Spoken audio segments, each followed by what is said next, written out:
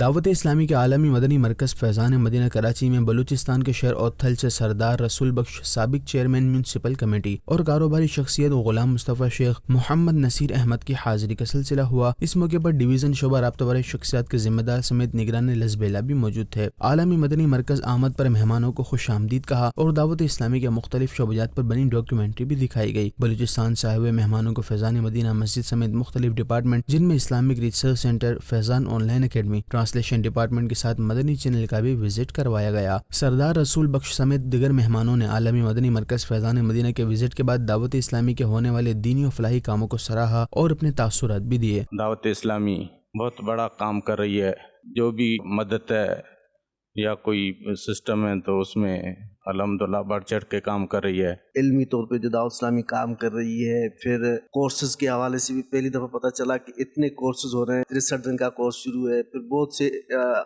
قرآن و حدیث کورس وہ بھی شروع ہے، یہاں پہ بچوں کو کرایا جا رہا ہے۔ پھر ماشاءاللہ مدنی چینل دیکھ کے تو پھر پتہ چلا کہ یار اردو، پھر انگلش، پھر اپنا بنگالی، پھر عربی میں بھی کام ہو رہا ہے۔ ماشاءاللہ ان کی کتابیں، ایسی لائبریری تو میں نے پہلی دفعہ دیکھی۔